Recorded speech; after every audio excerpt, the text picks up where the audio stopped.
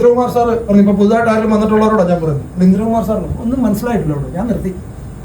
ഏതാ ഈ ഒരു ദിവസം ഇവിടെ വന്നിരുന്ന് ഇത്ര നേരം കൊണ്ട് ഇന്ദ്രകുമാർ സാർ പറഞ്ഞത് മനസ്സിലായി. അതായത് 20 കൊല്ലം ഇരുന്ന് പഠിച്ചിട്ട് പുറത്തിറങ്ങിയിട്ട് 10,000 രൂപയുടെ 15,000 രൂപയുടെ ജോലി കിട്ടുന്നില്ല എന്നിട്ട് ഇവിടെ രാവിലെ 6:30 മണിക്ക് ഫസ്റ്റ് ഡേ കയറുന്ന ദിവസം പൈസ ഉണ്ടാക്കാനും ഇവിടെ പഠിപ്പിച്ചു കൊടുക്കുകയാണ്. ഇത് നല്ലതാണ് ചീത്തയാണ്.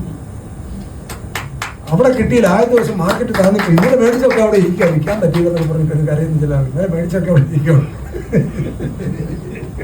അവിടെ ഇരുന്ന് ചീഞ്ഞു പോകുകയല്ല. നമ്മൾ പച്ചക്കറി കച്ചവടം അല്ല നടന്നു.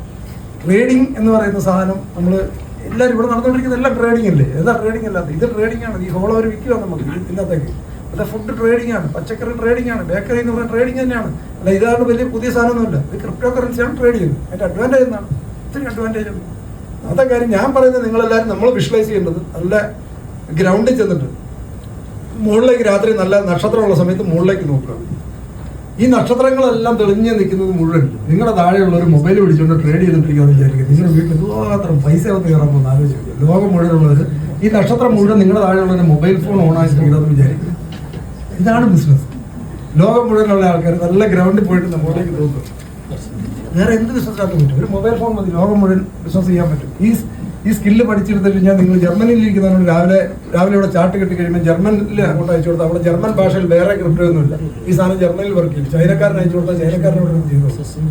സ്റ്റോക്ക് ഇല്ല, ഔട്ട്സ്റ്റാൻഡിംഗ് ഇല്ല, കടം മേടിക്കണ്ട, ഇപ്പൊ ക്യാഷ് ആക്കണം, ഇപ്പൊ ക്യാഷ് ആക്കണം. ഇതൊന്നും വേറെ ബിസിനസ് പോസിബിൾ അല്ല. ഡെഡ് സ്റ്റോക്ക് ഇല്ല.